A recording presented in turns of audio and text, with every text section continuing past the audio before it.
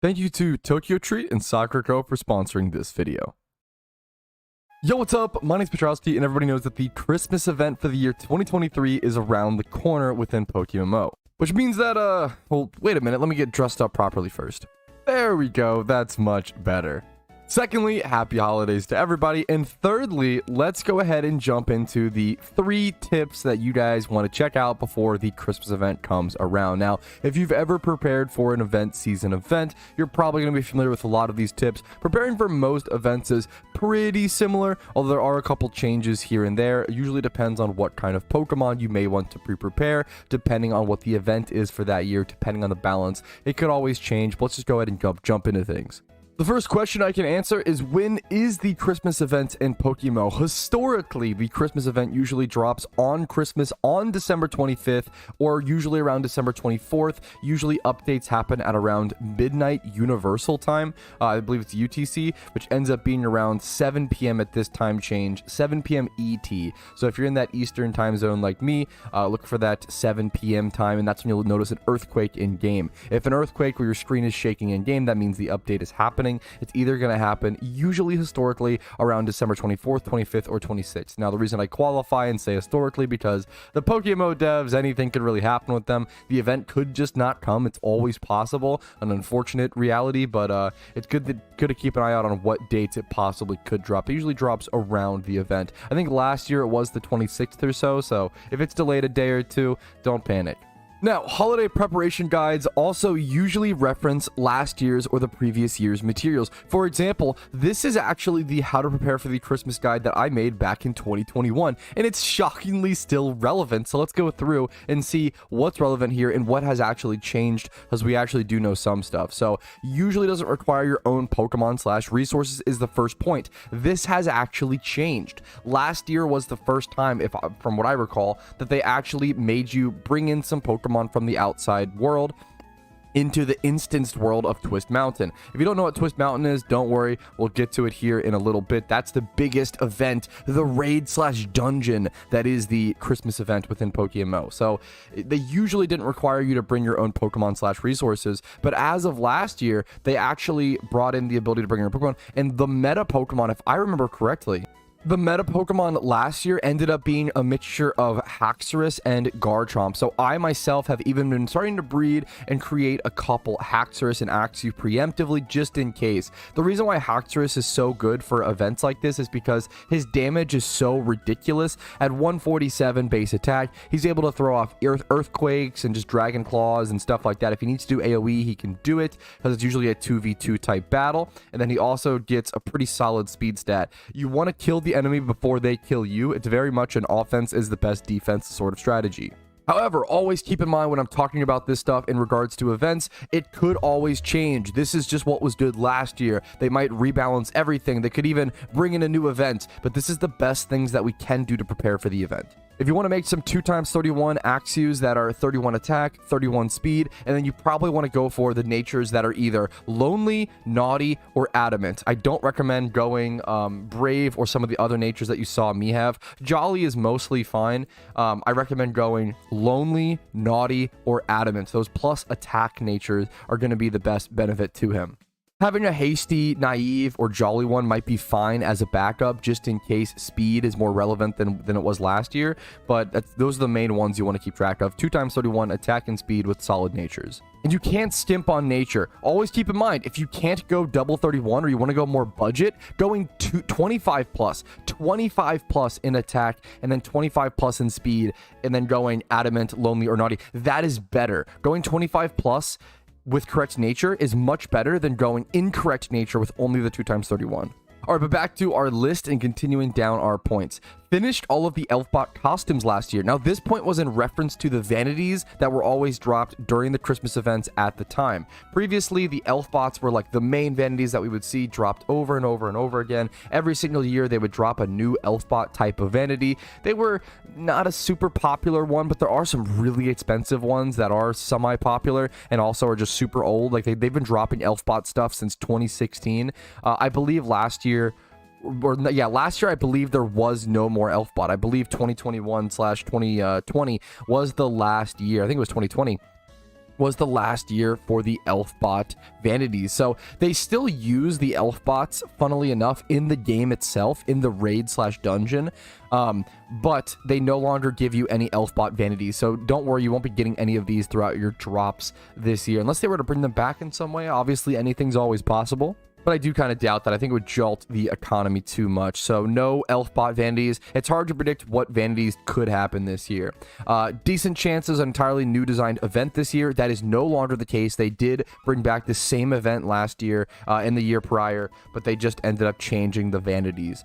Very strategy based. That is still extremely true. The dungeon/raid is a very skill based, very practice based thing. You only need like 4 gym badges, I think, to be able to even participate in it in any region. You could get a fresh account, get to the 4th gym badge, and start running these. And if you have the good Pokemon knowledge and the good knowledge of the raid itself, you're going to do fantastic. This is one of the best events within PokeMMO for new players because of this, but at least for new players, but it does take a lot of skill and strategy. A lot of people say, a lot of people always complain during any event, pretty much no matter what, that, oh, this event is only for endgame players, blah, blah, blah. This is not an event for endgame players. However, you are going to need that skill. It's a skill-based thing.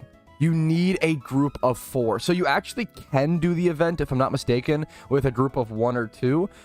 Last year, they started making that more possible, but you absolutely need a group of 4. Now, they did add the queue system. Recently, they added the ability to actually, like, find a group, find a friend or whatever, right? They added the ability within the last coming years to be able to automatically queue for a group. However, getting a group ahead of time, it's December 19th, getting a group of 4 people ahead of time, as I'm recording at least, is so important. Getting people you know, you're friends with, people you can communicate well with, people you can hop into a Discord call with, that communication between you and those other players is going to be super, super, super crucial. And then you can make shmoney. If you don't know, usually the rewards for events like this, last year they started giving out some 2x31 and good IV Pokemon with hidden ability access. That was a really cool one. Seeing things like Cubchoo with hidden ability access hit the market due to the Christmas event. That was really neat.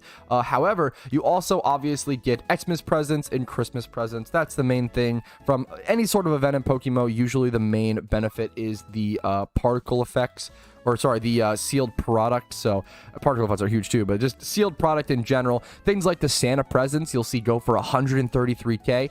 Last year, to get access to the Santa presents, you had to get far enough into the waves and far enough into the dungeons to even be able to start earning them. You earn far less Santa presents than Xmas presents. Usually even getting the ability, getting far enough to get the Santa presents is very, very, very, very difficult. I'll be streaming some of the gameplay for the event and streaming some of the dungeons live as well to see all the changes this year if you're interested in that, as well as I'll definitely be putting up a basic guide for Twist Mountain at some point. But it does get really difficult, and I'm just not the best at it, to be totally honest with you guys. There's always going to be tons and tons of changes and tons of things to learn. Now, I will say something I am the best at is budgeting for snacks, which brings us to today's sponsor, Tokyo Treat Box, and the one that fits my preferences a little more, Sakura. You see, Tokyo Treat Boxes and Sakura replace your shopping and get you good, exclusive Japanese snacks delivered straight to your home every month. And Tokyo Treat Box is celebrating the new year with this January box. Just look how many snacks there is. Some of these snacks are huge, man, too. Like this giant bag of some sort of chip. One of my favorite snacks, one I always talk about, I rant and rave. They get some of the best Kit Kat flavors over in Japan. Now, I'm not normally a huge Kit Kat guy in the US. Boring, cringe, whatever normal Kit Kat flavor. This Kit Kat flavor, these are usually incredible. Last month, I saw chocolate strawberry cake. The month before that, we got peach. They're delicious. I'm gonna go ahead and test out one of these bad boys and see what it is this month. All right, these were the lucky red and white Kit Kats this month, which contains some streaks of white chocolate, which I prefer, so that was a banger pick for me. Now, Tokyo Treat is a fantastic, fun, chaotic box, but you've also got Sakura, a more serious, mild, still very tasty and fun snack box. You're gonna have more snacks in here regarding tea time and things that go well with tea and just sitting down and having a relaxing evening, but you've also got some beautiful, delicious lemon mochi. Don't get me started. As a big tea fan, I'm always excited to try the tea every month. Now, my personal favorite part about every Sakura box is the permanent physical item that which you get to own. This month is a really pretty wrapping for your lunches or even gifts. It's very traditional and authentic to Japan and represents a lot of sweet culture. Now this wrapping and these cats are meant to bring you good luck, which is great for your shiny hunting. But that's going to be it for me and from Tokyo Treat and Sakura Co this month. Thank you guys for watching. Thank you for listening, and let's get back to the video. And this is the previous year's forum post that actually shows us a little bit about it and breaks it down. So return to Twist Mountain. Twist Mountain is a Christmas themed co-op event for 2 to 4 players. Trade with your friends and build the best bots. You can defeat the rogue elves.